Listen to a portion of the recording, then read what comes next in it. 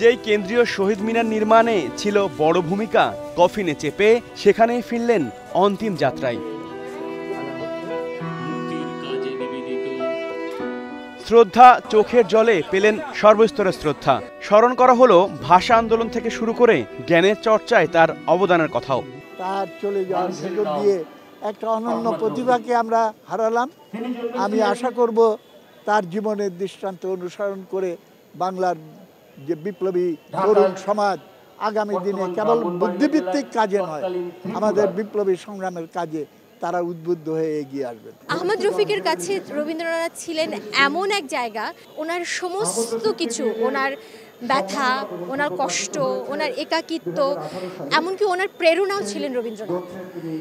শেষ মুহূর্তগুলোতে, শেষ দিনগুলোতে পাশে বসে রবীন্দ্রনাথের কবিতা শোনালে, রবীন্দ্রনাথের গান ছেড়ে দিলে উনি মৃদু হাসতেন।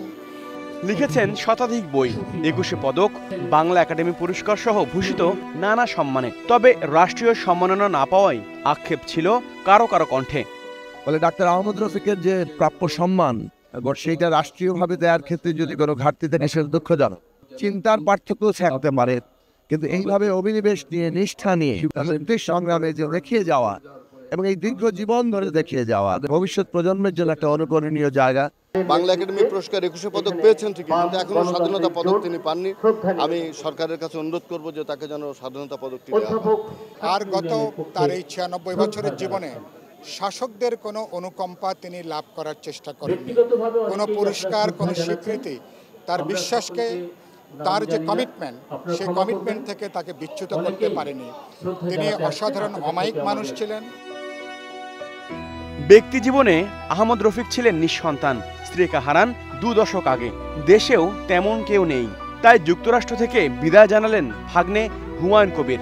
দেখেছি মামা দেশাত্মবোধে জাগ্রত একজন মানুষ, একজন বড় মাপের সাহিত্য গবেষক ও ভাষা সংগ্রামী হিসাবে তিনি সবসময় ছিলেন নির্মোহ।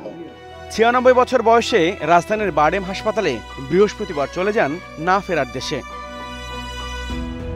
আহমদ রফিকের ইচ্ছা অনুযায়ী তার মরদেহ দেওয়া হচ্ছে চিকিৎসা শাস্ত্রের গবেষণায়, যেটি কাজে আসবে ইব্রাহিম মেডিকেল কলেজ শিক্ষার্থীদের। হাবিবুর রহমান অভি, স্টার নিউজ, ঢাকা।